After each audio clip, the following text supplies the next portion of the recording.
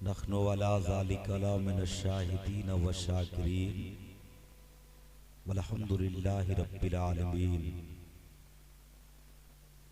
कुछ अर्ज़ो मारूज़ से कब्ल आइए हम और आप मिलकर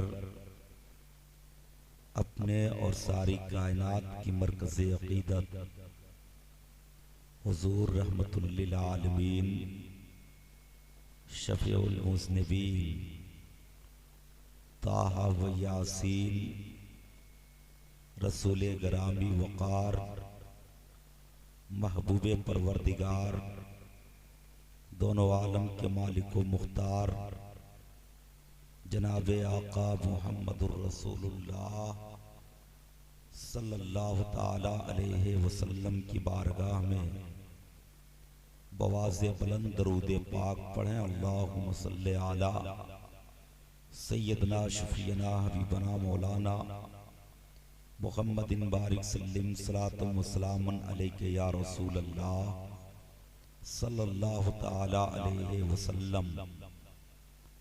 हज़रात, मेंबर नूर पे शहंशाह तरन्नुम अंदलीब गुलशन रिसालत मुहिब्बे ग्रामी हज़रत क़ारी अख्तर ज़िया मुज़फ़्फ़रपुरी तशरीफ़ रखते हैं। साथ ही साथ नक़ीब अहले सुन्नत हज़रत मौलाना वसीम अख्तर मज़हरी साहब क़िबला, जिनकी बेहतरीन नक़ाबत हम और आप समाअत कर रहे हैं। साथ ही साथ एक और नक़ीब जनाब मास्टर शाहनवाज आलम साहब क़िबला, मुझसे कबल आप हज़रात ने एक बेहतरीन नातिया शायरी समाअत कर रहे थे। शहंशाह तरन्नुम आली जनाब सलीम फैज़ी से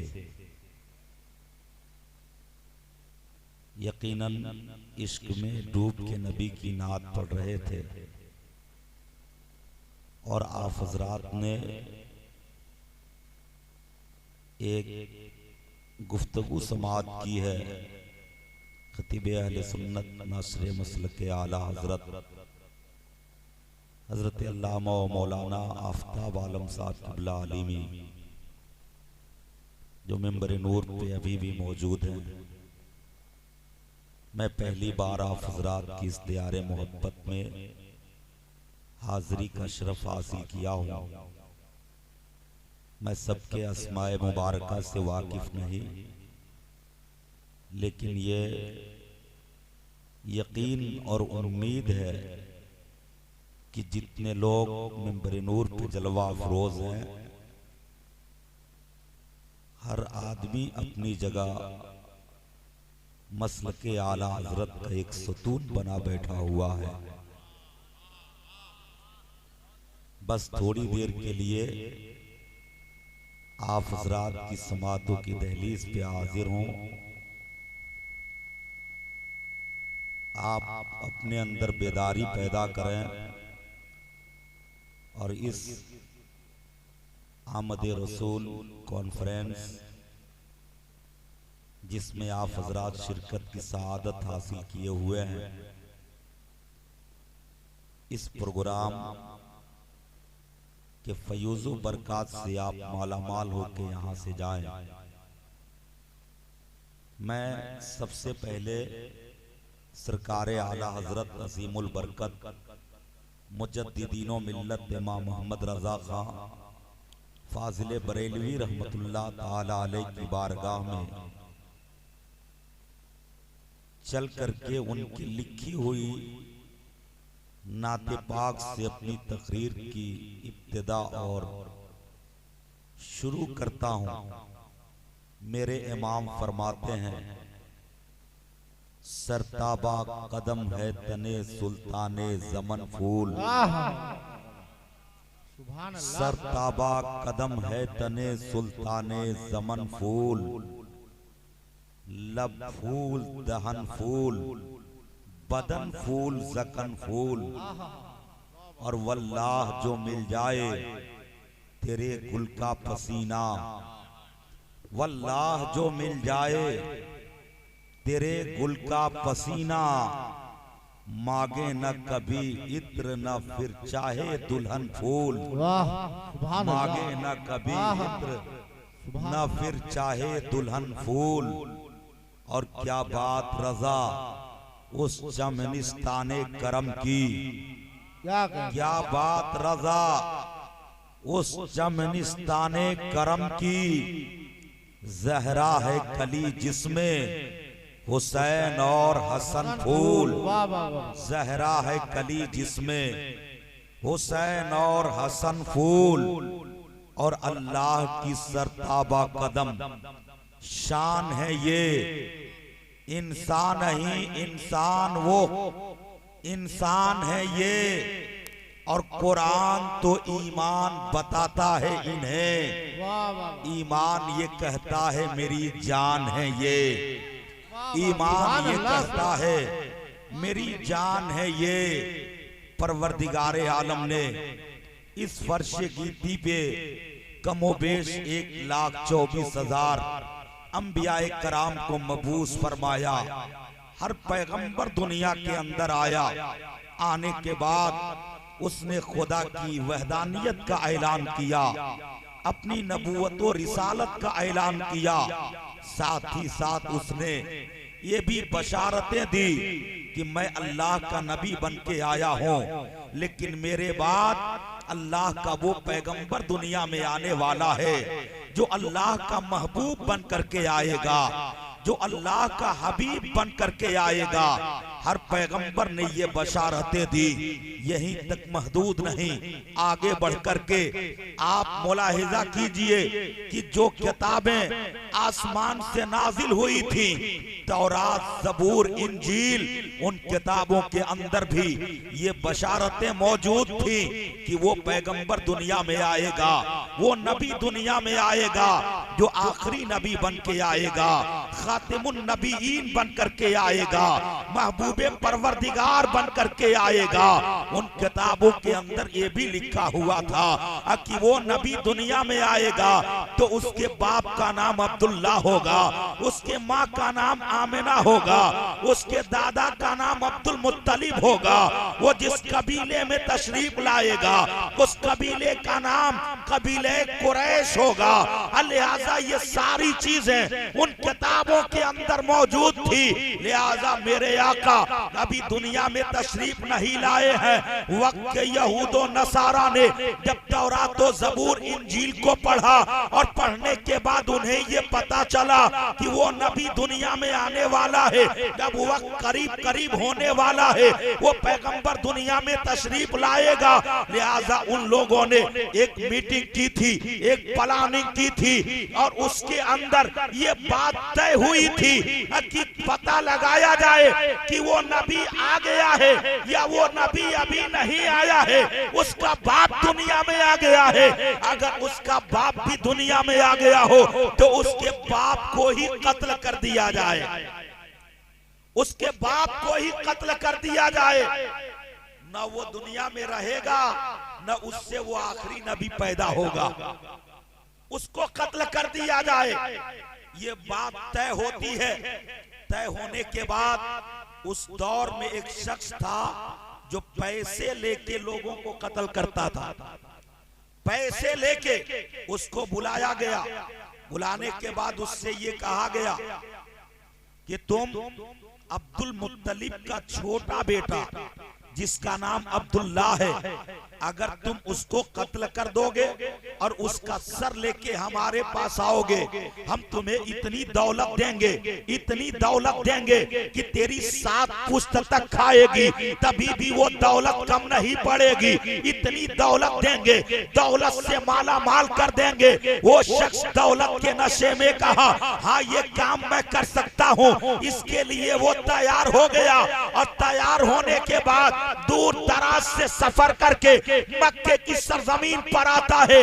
आने के बाद से उसने जब पता लगाया आखिर वो अब्दुल मुत्तलिब का बेटा किस उम्र में पहुंच चुका है, वो अब्दुल मुत्तलिब का बेटा जिसका नाम अब्दुल्ला है, उस अब्दुल्ला की पहचान कैसे होगी, उससे मुलाकात कैसे होगी, हम उसको कत्ल कैसे करेंगे। लिहाजा हरम के करीब आया। आने के बाद देखता क्या है, चंद बच्चे आपस में खेल रहे थे। वहीं पे किनारे खड़ा हो गया और उन बच्चों के ऊपर नजरें जमा के देखने लगा। कुछ देर के बाद उन बच्चों में एक बड़ा हसीनो जमील बच्चा था। उन बच्चों में एक बहुत खूबसूरत बच्चा था। जब उस खूबसूरत बच्चे पे नजर पड़ी, कुछ देर तक सोचता रहा। सोचने के बाद इशारा करता है, बेटा मेरे करीब आओ। वो लड़का करीब आया। आने के बाद से कहा, बेटा मैं बहुत दूर से सफर करके आया हूँ और जिस मकसद से आया हूँ मैं चाहता हूँ वो मकसद एक राज है और वो राज तुझसे बताऊं और तू किसी से नहीं बताएगा। उस बच्चे ने कहा, आपके चेहरे का गर्दो गुबार बता रहा है, आप बहुत दूर से सफर करके आए हैं, आपकी शक्लो सूरत बता रही है, आप मक्के के रहने वाले नहीं, आप मुसाफिर मालूम हो रहे हैं। लिहाजा आप ठहरिए और ठहरिए, अपने मकसद को बताइए, अपने इरादे को बताइए। उस शख्स ने कहा, बेटा मैं अब्दुल मुत्तलिब का सबसे छोटा बेटा जिसका नाम अब्दुल्ला है, उस अब्दुल्ला से मुलाकात करना चाहता हूँ, उससे मुलाकात करना चाहता हूँ। बच्चे ने कहा, उससे मुलाकात करके आप क्या करेंगे? कहा कि बेटा राज यही है, मैं तुमसे बता रहा हूँ, किसी से कहना मत। मैं उससे मुलाकात करूंगा और उसका सर कलम करके उसका सर अपने साथ लेकर के जाऊंगा, बस इस इरादे से मैं आया हूँ। उसने कहा, बस थोड़ी देर ठहरिए, पहले मैं आपके पानी पीने का इंतजाम करता हूँ। बच्चा वहां से घर गया, खजूर के चंद दाने प्याले का पानी लेकर के आया। आने के बाद कहा, आप बहुत थके हुए हैं, पहले ये खजूर खाइए, प्याले का पानी पीजिए, अपने कलेजे को ठंडा कीजिए। जब वो खाया, खाने के बाद कलेजा ठंडा हो गया, ठंडी सांस लेने लगा। उसके बाद से कहा, ए बेटा बता तो सही, मुझे अब्दुल्ला का पता बता दे, अब्दुल्ला की पहचान करा दे, मैं उसका सर कलम करना चाहता हूँ। इतना सुनना था, उस बच्चे ने अपना सर झुका दिया। एक कातिल अब्दुल्ला का सर लेने आया है, ले मेरा सर काट करके लेके जा।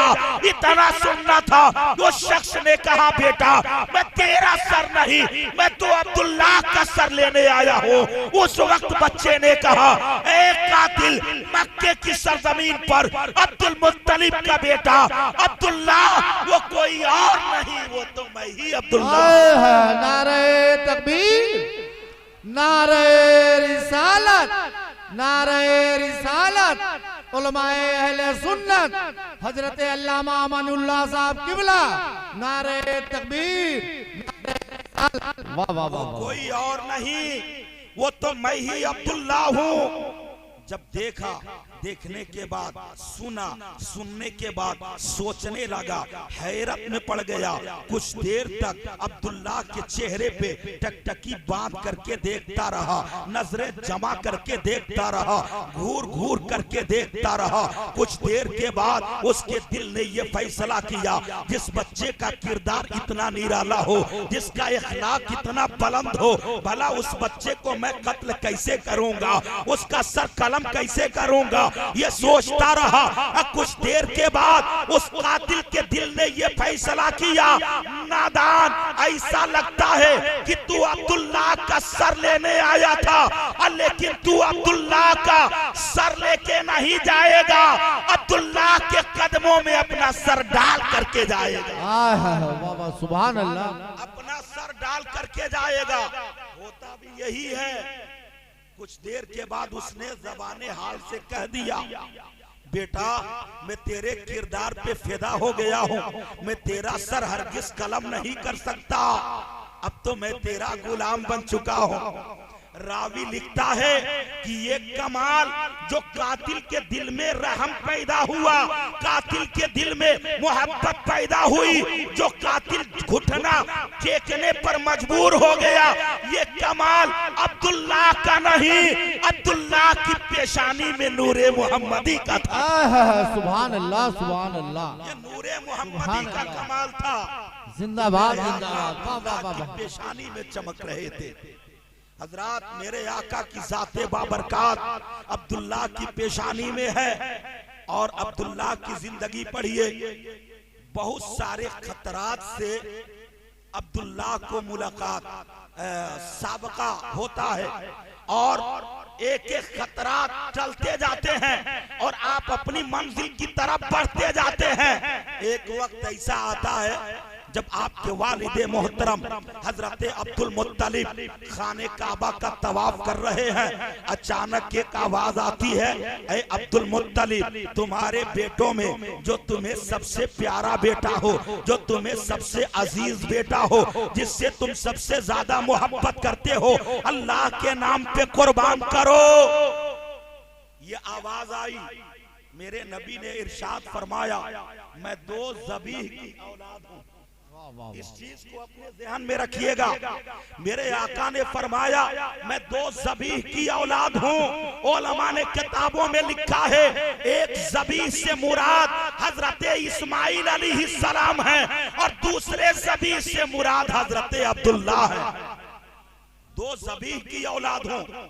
हजरत अब्दुल्ला के हवाले से अब्दुल मुत्तलिब को ये आवाज सुनाई दी, आप अपने बेटों में जिससे सबसे ज्यादा मोहब्बत करते हैं उसको अल्लाह के नाम पे कुर्बान कीजिए। अब्दुल मुत्तलिब समझ गए कि तमाम बेटों में मुझे सबसे ज्यादा जिससे मोहब्बत है उस बेटे का नाम अब्दुल्ला है, जिससे सबसे ज्यादा प्यार करता हूँ उस बेटे का नाम अब्दुल्ला है।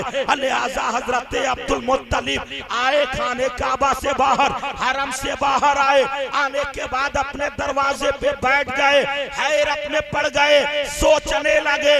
तब तक अचानक आपके दरवाजे से एक नजूमी का गुजर होता है।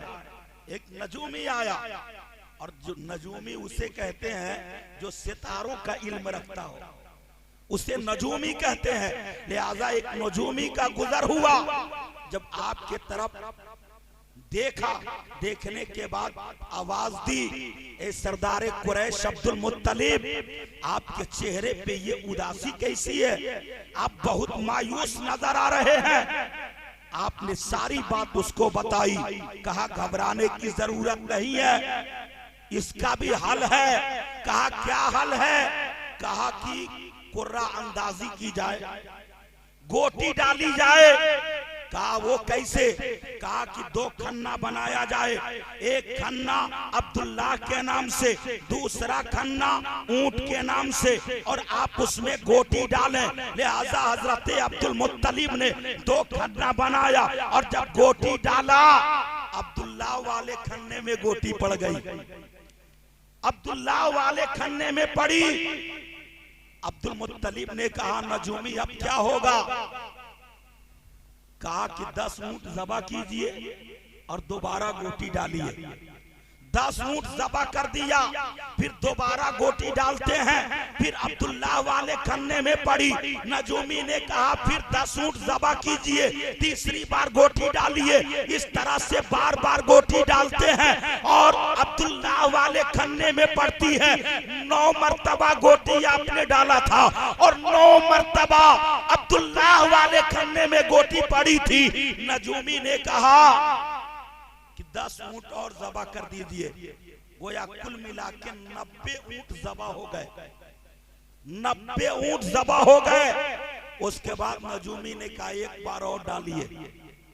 जब 10वीं बार डाला तो ऊंट वाले खन्ने में गोटी पड़ गई, और जब ऊंट वाले खन्ने में पड़ी उसके बाद से नजूमी ने कहा 10 और ज़बा कीजिए। 10 और ज़बा कीजिए। क्या मतलब? एक अब्दुल्लाह को बचाने के लिए उनके जान का सदका 100 ऊंट को दिया गया, तब जाकर के अब्दुल्लाह बचे। इसमें भी खुदा की मसलहत थी कि ये 100 ऊंट अब्दुल्लाह के जान का सदका दे करके जब अब्दुल्लाह को बचाया जाएगा, अब्दुल्लाह बच जाएंगे, तो अब्दुल्लाह के जरिए मोहम्मद दुनिया में आ जाएगा। सुभान अल्लाह, वाह वाह, दी गई। जिंदाबाद जिंदाबाद। वो अब्दुल्लाह जब जवानी की दहलीज पे कदम रखते हैं, मक्के के तमाम सरदारों ने आपके वालिदे मोहतरम हजरत अब्दुल मुत्तलिब की बारगाह में आते हैं। आने के बाद शादी का पैगाम देते हैं। ए अब्दुल मुत्तलिब, आप मेरी बेटी से अपने बेटे की शादी कर दो। वो कहता है कि आप मेरी बेटी से अपने बेटे की शादी कर दो। इसी तरह तमाम रिश्ते आते रहे। हजरत अब्दुल मुत्तलिब ने किसी को कुछ जवाब नहीं दिया। दिन गुजरता चला गया। एक दिन फिर आप हरम शरीफ में थे, अचानक एक आवाज सुनते हैं कि अब्दुल मुत्तलिब, जब तुम्हें अपने बेटे अब्दुल्लाह की शादी करनी होगी तो किसी और लड़की से मत करना। तुम्हारे बेटे अब्दुल्लाह के लिए मैंने आमिना बिनते वहब को चुन लिया है। जिंदाबाद जिंदाबाद, वाह वाह।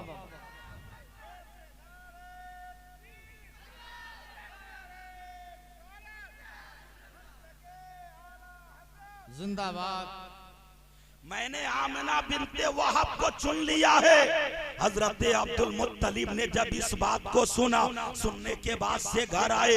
1-2 रोज के बाद मदीने का सफर करते हैं जहां आमिना बिनते वहब रहती थी। अब मदीने शरीफ में गए, वहब के दरवाजे पर गए। जाने के बाद दरवाजे को खटखटाया, वहब निकल के बाहर आए।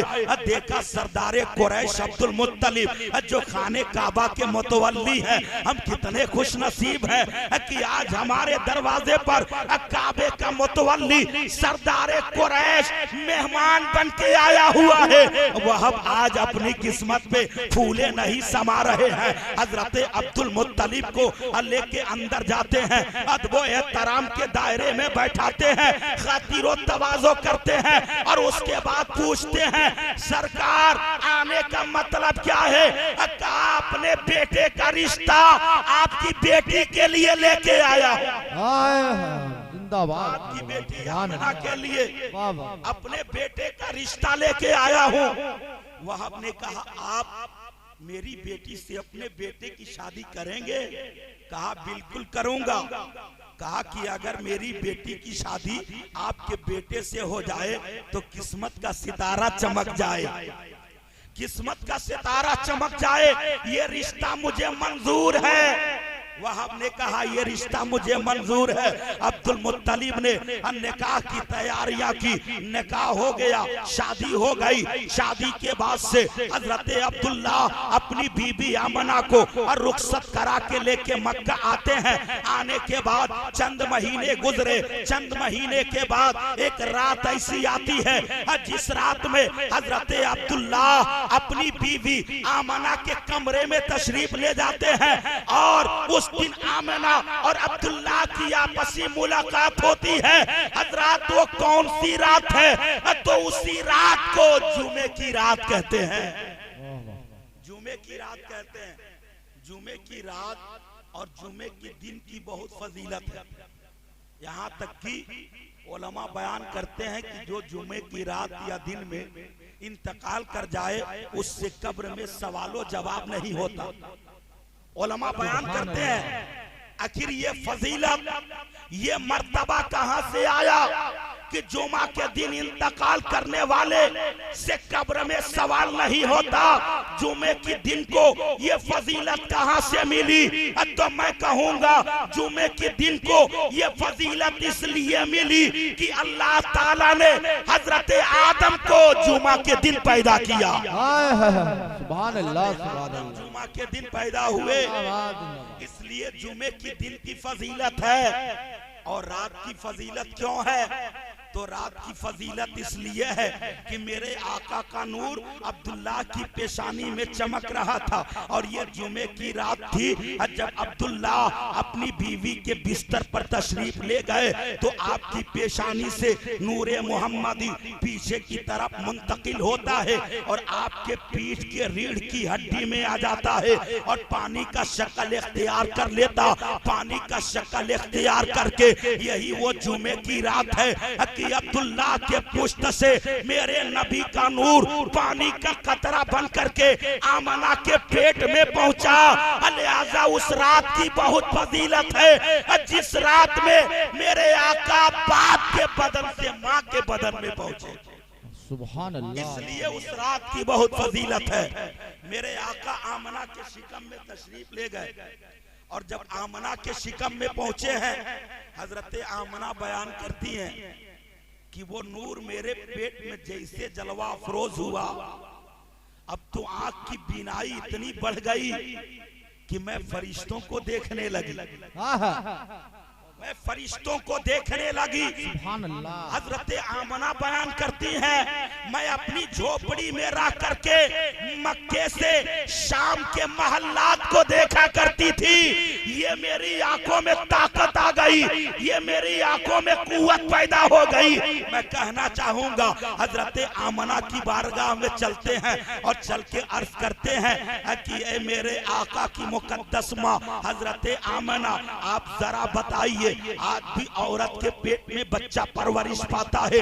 जब औरत के पेट में बच्चा रहने लगता है तो कुछ लक्षण जाहिर होते हैं, कुछ अलामतें जाहिर होती हैं, कुछ निशानियां जाहिर होती हैं जिसकी बुनियाद पे एक औरत जान लेती है कि मेरे पेट के अंदर बच्चा परवरिश पा रहा है, मेरे पेट के अंदर अब बच्चा परवरिश पा रहा है। वो अलामतें क्या हैं? तो किसी को खट्टे ढेकारे आती हैं, किसी को उल्टी होती है, किसी का सर दर्द करता है, किसी का पांव दर्द करता, किसी को बदबू का एहसास होता, किसी को खुशबू का एहसास होता। इस तरह के लक्षण जाहिर होते हैं जिसकी बुनियाद पे एक औरत समझ लेती है मेरे पेट में बच्चा परवरिश पा रहा है।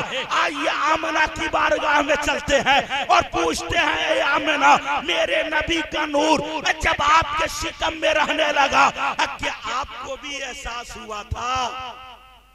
आप बताएं कि आपको भी एहसास हुआ था? हजरत आमना कहती हैं मुझे किसी चीज का एहसास नहीं हुआ, मुझे किसी चीज का एहसास तक नहीं हुआ। वो बच्चा पेट में परवरिश पाता रहा। आज हमारे और आपके यहाँ औरत के पेट में बच्चा परवरिश पाता है, 2-4 महीना गुजरता है, डॉक्टर बोल देता है उससे आराम की जरूरत है, मेहनत का काम नहीं करना है, दिन भर सोए सोए रहना है। नतीजा ये निकलता है जब वो औरत सोए सोए रहती है, काम वगैरह नहीं करती, वजनी चीज नहीं उठाती, ऊपर नीचे वाली जमीन पे नहीं चलती, नतीजा ये निकलता है 9 महीने पूरे होते हैं तो वो बच्चा आसानी से दुनिया में नहीं आ पाता, ऑपरेशन की जरूरत पड़ जाती है। कुर्बान जाओ, हजरत आमना बयान करती हैं कि मुझे कोई एहसास नहीं, बच्चा परवरिश पा रहा था, मैं मेहनत भी करती थी, मशक्कतें बर्दाश्त करती थी, सारा काम काज करती थी, मुझे पता तक नहीं चलता कि मेरे पेट में बच्चा है। नारे तकबीर, और जरा सा दमदारी के साथ नारा लगाए, नारे तकबीर, नारे रिसालत, आमदे नूर कॉन्फ्रेंस, नारे तकबीर, नारे रिसालत। वाह वाह वाह, जिंदाबाद जिंदाबाद। जर्रा बराबर दर्द का एहसास तक नहीं हुआ। हजरत आमना का बयान है कि जब 1 महीना बचा हुआ था मेरे लाल को दुनिया में आने में, सफरुल मुजफ्फर का महीना चल रहा था। आमना बयान करती हैं 2 फरिश्तों को मैंने देखा, आपस में बात कर रहे थे। एक ने दूसरे से कहा, ए फरिश्ता, अल्लाह का हुक्म है पूरी कायनात को सजा दो, अल्लाह का हुक्म है पूरी कायनात को सजा दो। उसने कहा क्यों? कहा क्या तुम्हें नहीं मालूम आने वाले महीने में अल्लाह का महबूब कायनात में जलवा अफरोज होने वाला है। इसलिए पूरी कायनात को सजा दो। ए मुसलमानों, यही से हमें पैगाम मिला। जब वो नबी आने वाला था तो अल्लाह ताला ने उस वक्त पूरी कायनात को अपने महबूब के लिए सजा दिया। कयामत तक जब भी नबी की मिलाद आएगी, अब मुसलमान कायनात को सजाते रहेंगे अपने नबी के लिए। नारे तकबीर, नारे रिसालत। मुस्तफा जाने रहमत, शमे बज़ में हिदायत, नौशे बज़ में जन्नत, इस फर्श गीती पर तशरीफ लाने वाले हैं। 2 दिन बचा हुआ है। आपकी वालिदा मोहतरमा हजरत आमना रदी अल्लाह ताला अन्हा बयान करती हैं, मैं बिस्तर पे सोई हुई थी और आंखें लग नहीं रही थी। अब मेरे ज़हन में ख्याल पैदा हुआ जो सोने नहीं दे रहा था। अब पूछिए हजरत आमना की बारगाह में वो कौन सा ख्याल था। हजरत आमना बयान करती हैं, मैं जिस घर में रहती थी उस घर में मेरे अलावा कोई दूसरी औरत नहीं रहती थी। एक मेरी जिंदगी का हम सफर, अब मेरा शौहर नामदार जो अब्दुल्ला थे वो भी साथ छोड़ के चले गए। मेरे ससुर अब्दुल मुत्तलिब थे जिनकी किफालत, जिनकी देख रेख में मेरी जिंदगी गुजर रही थी। अब बच्चा मेरे बदन से पैदा होने वाला है और जिस औरत के बदन से अब बच्चे की पैदाइश हो तो पैदाइश के वक्त उसकी देख रेख करने के लिए 2-4 औरतों का होना जरूरी है जो उस औरत की देख रेख करे। हजरत आमना को यही ख्याल सता रहा था। हजरत आमना इसीलिए परेशान थी। रात गुजर गई, वो आखिरी रात आ गई जिस रात के खत्म होते ही वो खातिमुन नबीयीन आने वाला था।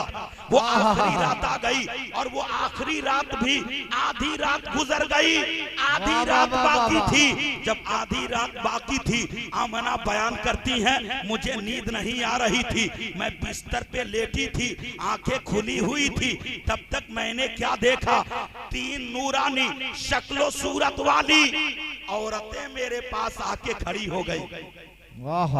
3 औरतें जिनके चेहरे से नूर टपक रहा था, इतनी हसीनो जमील थी। मैंने एक के तरफ इशारा करके पूछा, बहन आप कौन? उसने कहा, आमना मैं आदम की बीवी हवा हूं। बोलिए बुलंद आवाज से। एक ने कहा कि मैं आदम की बीवी हवा हूँ। सुभान अल्लाह, सुभान अल्लाह। आमना ने दूसरे की तरफ इशारा किया, कहा बहन आप कौन? उसने कहा मैं मूसा की माँ आसिया हूँ। मैं मूसा की माँ आसिया हूँ। तीसरे की तरफ इशारा किया, कहा बहन आप कौन? उसने कहा मैं ईसा की माँ मरियम हूँ। सुभान अल्लाह, मैं ईसा की माँ मरियम हूँ। ये 2 जो मूसा की माँ और हजरत ईसा की माँ, इनको मेरे नबी की खादिमा बना करके और आदम की बीबी हव्वा को मेरे नबी की खादिमा बना करके उस मौके पे भेजा जा रहा है। क्यों भेजा जा रहा है? जब नबियों की माएं और नबियों की बीबी अब मेरे नबी के पैदाइश के वक्त खादिमा बन के जाएंगी तो दुनिया को पता चलेगा कि पैदा होने वाला रसूल कितना शान वाला है, पैदा होने वाला जिंदाबाद जिंदाबाद वाला है। नारे तकबीर, नारे रिसालत, सरकार की आमद, सरकार की आमद। नारे तकबीर, नारे रिसालत। जिंदाबाद जिंदाबाद। फर्श गीती पर तशरीफ लाए। हजरत आमना बयान करती हैं कि जैसे आका की पैदाइश हुई, पैदाइश के बाद 3 मर्द आए जिनकी नूरानी सूरत थी, सफेद कपड़ा लिए हुए थे। मेरे बच्चे को सफेद कपड़े में लिपट लिया और लिपट के अचानक गायब हो गए। मैं सही हदीस की रवायत बयान कर रहा हूं, गौर से मेरी बात सुनिएगा। सफेद कपड़े में लिपट के मेरे बच्चे को लेके गायब हो गए। हजरत आमना बयान करती है, मैं अपने बच्चे को चारों तरफ ढूंढती रही, कुछ पल के लिए मेरा बच्चा गायब था। जब कहीं नजर नहीं आया तो मैं परेशान हो गई। आखिर मेरा लाल गया तो कहाँ गया, मेरे कलेजे का टुकड़ा गया तो कहाँ गया। जब वो बच्चा पैदा हुआ था, अब पैदा होने के बाद आमना की पहली नजर बच्चे पे पड़ी थी।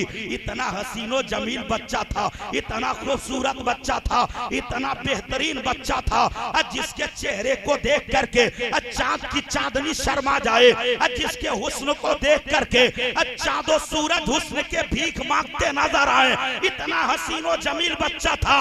एक नजर आमना ने देखा था, जब फरिश्ते लेकर के गायब हो गए, आमना बेकरार है, आमना बेचैन है, आखिर मेरा बच्चा कहाँ चला गया।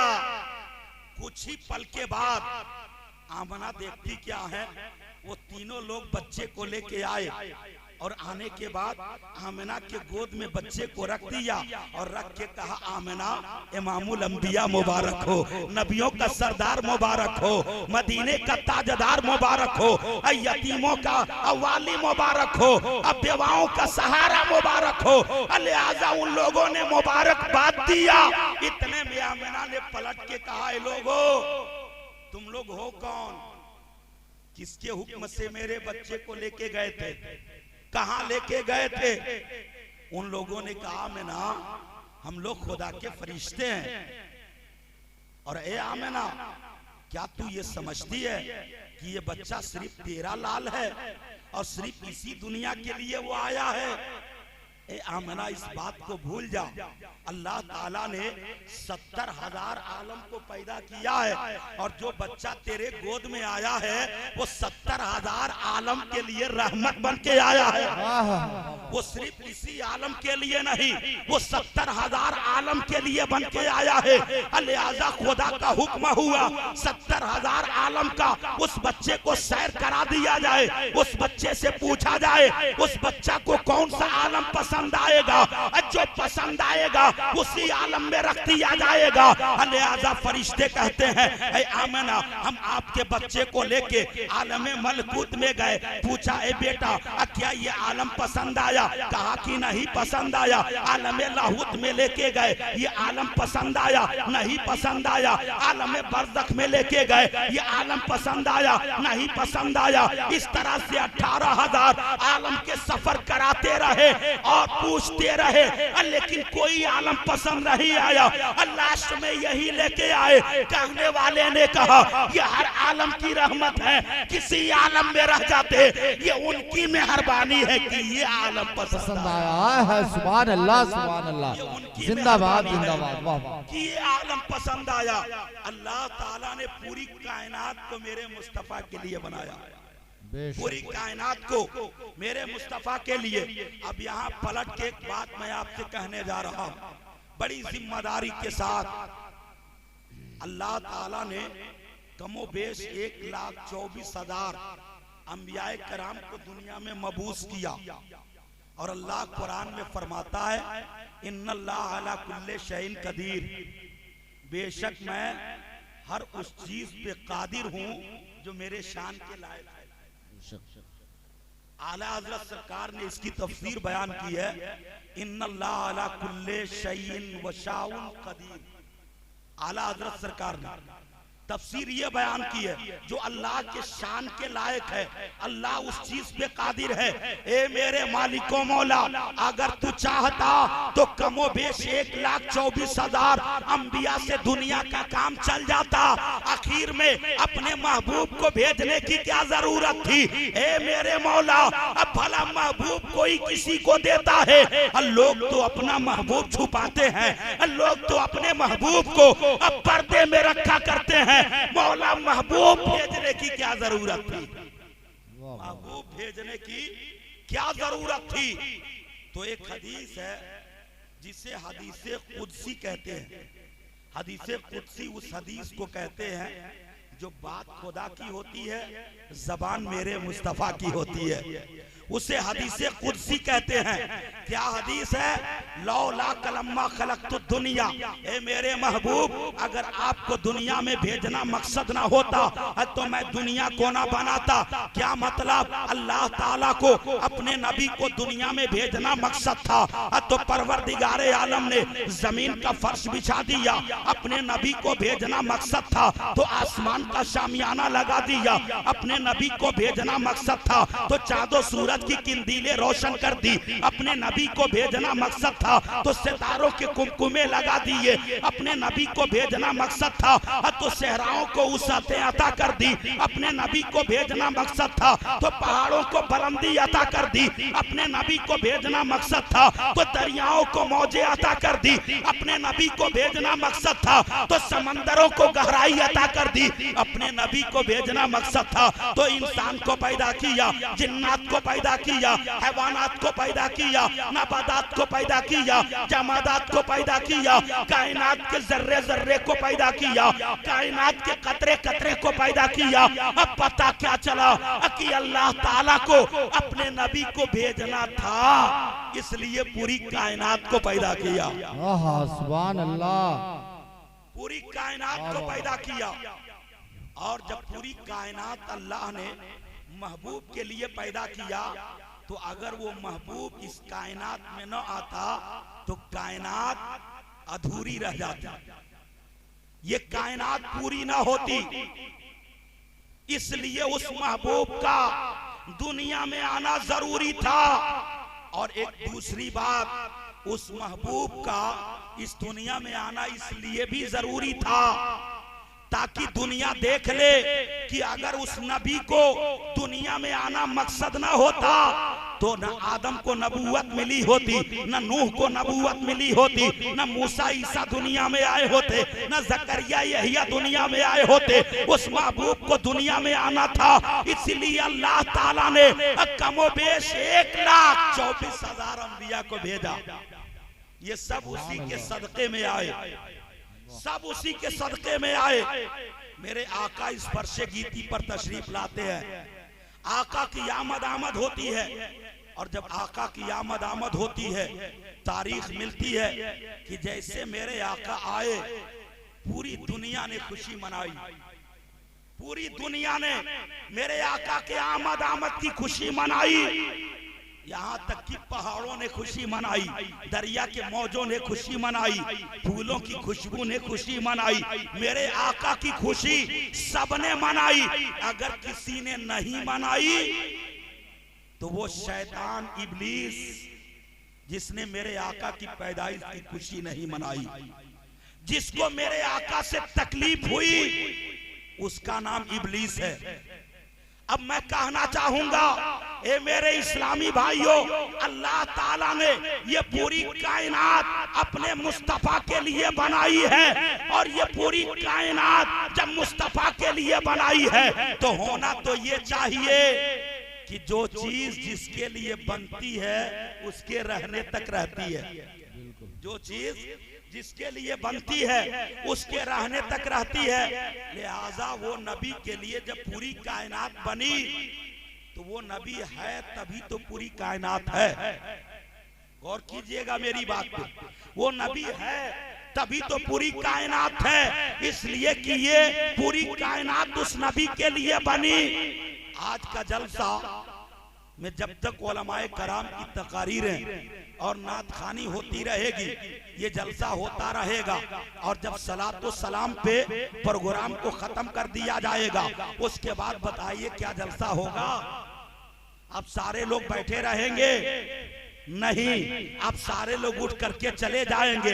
ये शामियाना गिरा दिया जाएगा, ये कुर्सियां लिपेट दी जाएंगी, ये लाउडस्पीकर हटा दिया जाएगा। यहाँ कोई जलसा नहीं रहेगा, सब खत्म हो जाएगा। पता क्या चला? जब तक नबी का जिक्र होता रहेगा ये जलसा मौजूद रहेगा। ये रोशनी, ये शामियाना, ये लाउडस्पीकर, ये सारा इंतजाम मौजूद रहेगा। नबी का जिक्र खत्म तो सारी महफिल खत्म। अगर अल्लाह ने पूरी कायनात को नबी के लिए बनाई तो जब तक वो नबी रहेगा आसमान के चांद सूरज रहेंगे, जब तक तक वो नबी रहेगा, सितारे रहेंगे जब तक वो नबी रहेगा, कायनात के जर्रे जर्रे रहेंगे जब तक वो नबी रहेगा, कायनात के कतरे कतरे रहेंगे। और जिस दिन वो नबी चला जाएगा, जमीन का फर्श लिपेट दिया जाएगा, आसमान का शामियाना गिरा दिया जाएगा, चांदो सूरज की किंदीलें बुझा दी जाएंगी, सितारों से कुमकुमे छीन लिए जाएंगे। जिस दिन वो नबी चला जाएगा, उसी दिन कयामत आ जाएगी। नारे तकबीर, नारे रिसालत, सरकार की आमद, हजरत अल्लामा अमानुल्लाह साहब किबला, नारे तकबीर, नारे रिसालत। वाह वाह वाह, जिंदाबाद। 2 लफ्जों में नोट कीजिए, 2 लफ्जों में नोट कीजिए कि मेरे नबी के रहने का नाम दुनिया है और नबी के चले जाने का नाम कयामत है। नबी चला जाएगा, उसी दिन कयामत कायम हो जाएगी। इसका मतलब ये है वो नबी अभी गया नहीं, वो नबी अभी मौजूद है।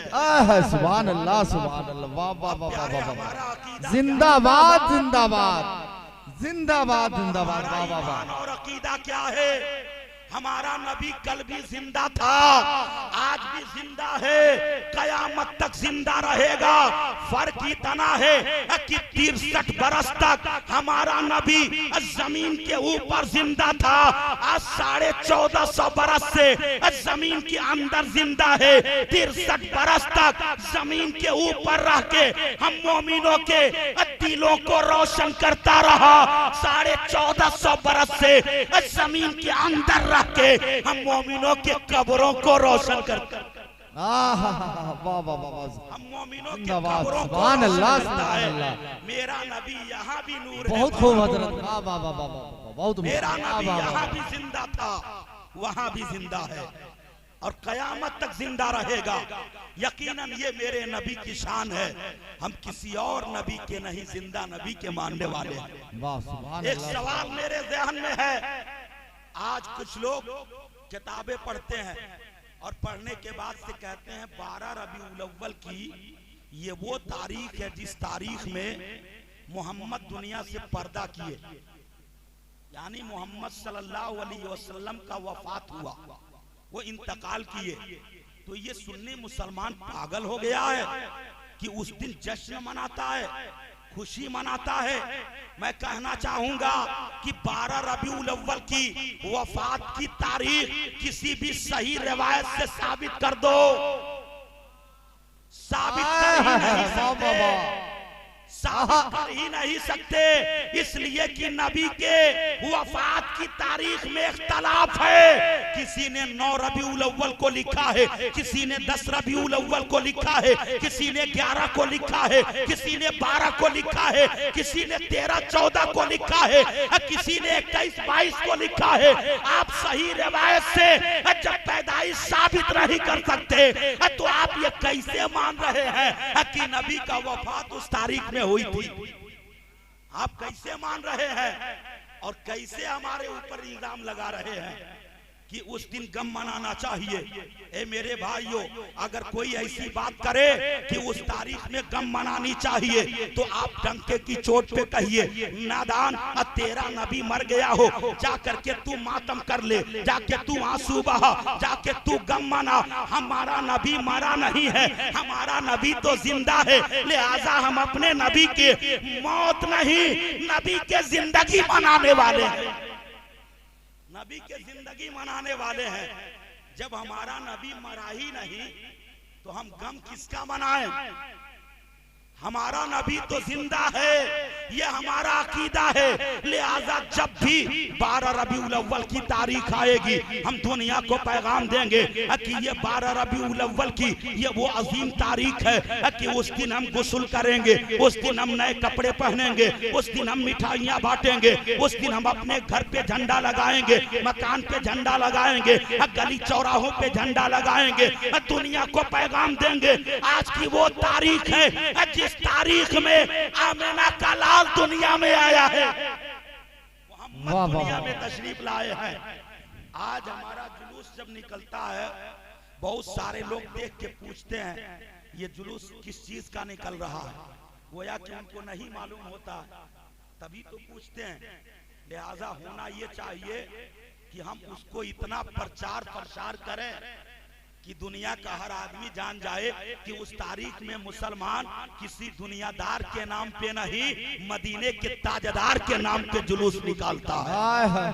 मदीने के ताजदार के नाम पे जुलूस निकालता है। और आजकल का जुलूस तो हमारे यहाँ एक फैशन भी बन गया है, बगैर डीजे का जुलूस नहीं, एक फैशन बन गया है। हालांकि जुलूस से मोहम्मदी का जो सही तरीका उलमा बयान करते हैं वो ये है, अगर लाउड स्पीकर आप लगाते हैं, एक सिंगल लाउड स्पीकर लगाइए, उससे नात खानी हो और जितने लोग हों सब बावजू पाक साफ हो करके उस जुलूस मोहम्मदी में कदम से कदम मिला के चलें। और जब चलें तो नबी की नात सुनते हुए और जबान से दरूदे पाक पढ़ते हुए जब इस तरह से नबी के नाम पर चलेंगे तो जुलूस में एक एक कदम चलने का सवाब मिलेगा। अगर ये अदा मेरे रब को पसंद आ गया तो यही जुलूस हमारी निजात का जरिया बन जाएगा। सुभान अल्लाह, सुभान अल्लाह। नारे तकबीर, नारे रिसालत, उलमाए अहले सुन्नत, नारे तकबीर, नारे रिसालत, जिंदाबाद जिंदाबाद जिंदाबाद का मुकद्दस जुलूस की बेशुमार फजीलत है। लेकिन आप उस एतबार से लेके चलिए, मेरे आका जब दुनिया में तशरीफ लाए उस दौर में तशरीफ लाए थे जिस वक्त हालात इतने बिगड़े हुए थे कि इंसान तो पाए जाते थे, इंसानियत से दूर नजर आते थे, तहजीब व तमद्दुन से दूर नजर आते थे, न चलने का तरीका मालूम था, न खाने पीने का तरीका मालूम था, न सोने जागने का तरीका मालूम था, जिंदगी गुजारने का कोई तरीका और सलीका नहीं मालूम, जानवरों की तरह जिंदगी गुजारते थे। उस जमाने के लोग हौश का शिकार बन के जिंदगी गुजारते थे। लिहाजा इसी आलम में मेरे मुस्तफा तशरीफ लाए। आज दुनिया के कुछ लोग ये ऐलान करना चाहते हैं कि हमने दुनिया वालों को इज्जत दी है, हमने दुनिया वालों को इज्जत दी है और उनके वकार को बुलंद किया। उनसे कहिए नादानो, तुमने वकार को क्या बुलंद किया? आज तुम जिस चीज का दावा करते हो तूने क्या यही इज्जत दी है कि हमारी माँ बहनों को अल्लाह के चौराहे चट्टी पे खड़ा कर दिया? क्या तुमने यही इज्जत दी है? आज मर्दों के झुंड में आप इसमें बैठ करके एक औरत कदम चला रही है, क्या तूने यही औरत को इज्जत दी है कि आज रोज चौराहों पे मर्द के कांधे से कांधा मिला के औरत चलती नजर आ रही है? क्या यही तूने इज्जत दी है कि एक औरत की इज्जत सारे बाजार नीलाम हो रहा है? क्या तू ये औरत को इज्जत दी है? यही इज्जत दी है? इज्जत किसने औरत को दी है? जरा गौर कीजिएगा। आज कुछ लोग इज्जत देने की बात करते हैं। जिस वक्त ये बेटियां जमीन में गाड़ी जा रही थी, जिस वक्त बेवाओं को उनके शौहरों के चिताओं पे जलाया जा रहा था, जिस वक्त बेवाओं को अभागिन करार देके समाज से बाइकाट कर दिया जा रहा था, इज्जत किसने दी है? जिस वक्त यतीमों के माल पर गासिबाना कब्जा हो रहा था, इज्जत किसने दी है? जिस वक्त शादी ब्याह करने के जमाने जाहिलियत के वो गलत और बेहया तरीके हमारे और आपके दरमियान में राइज थे, तरीका किसने दिया है?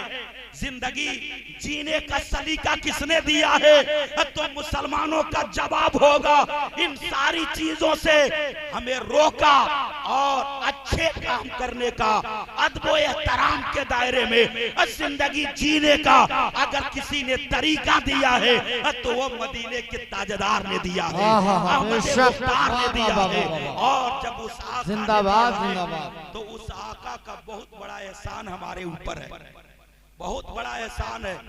कयामत तक भी उस आका के नाम का माला जपते रहे, फिर भी उस आका के एहसान का बदला नहीं चुका सकते हैं। इतना बड़ा एहसान है हमारे और आपके ऊपर। कुरान ने उसी को कहा, लक़द मन्नल्लाहु अलल मुमिनीन इज़ बअसा फ़ीहिम रसूला। ऐ लोगो, हमने तुम्हारे ऊपर एहसान किया कि तुम ही में से तुम में एक अजमत वाला रसूल मबूस फरमाया, एहसान किया। खुदा ताला ने हमारे ऊपर कितना बड़ा एहसान किया, जरा आप जायजा लें। बेशुमार नेमतों को अल्लाह ताला ने हमें अता की। हाथ एक अजीम नेमत है, पैर एक अजीम नेमत है, जबान एक नेमत है, आंखें नेमत है, कान नेमत है, ये पूरा जिस्म खुदा की नेमत। लिहाजा इतनी अजीम नेमतें अल्लाह ने अता की तो एहसान नहीं जताया, लेकिन अपने हबीब को भेजा तो एहसान जता दिया और दुनिया को बता दिया, ए दुनिया वालों, जितनी नेमतें तुम्हें मिली है उसी नेमतें उज़्मा के सदके में मिली है। जितनी नेमतें मिली है उसी अजीम नेमत के सदके में मिली है। लिहाजा कुरान का इस फरमाने आलिशान के हवाले से मैंने जो कुछ भी आप हजरात से गुफ्तगू की, परवरदिगार आलम की बारगाह में दुआ है मेरे मौला सुनने समझने अमल करने की तौफीक और रफीक अता फरमाए।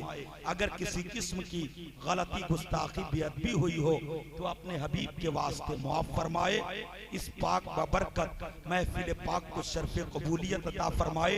इराकीन कमेटी जिसने बहुत मेहनत व मुशक्कत करके इस महफिल पाक का इनेकाद किया, मौला की बारगाह में दुआ है कमेटी और इस इलाके के लोगों को शादो आबाद रखे। अस्तगफिरुल्लाह रब्बी मिन कुल्लि ज़ंबी व तूबु अलैह। अस्सलामु अलैकुम व रहमतुल्लाहि व बरकातहू।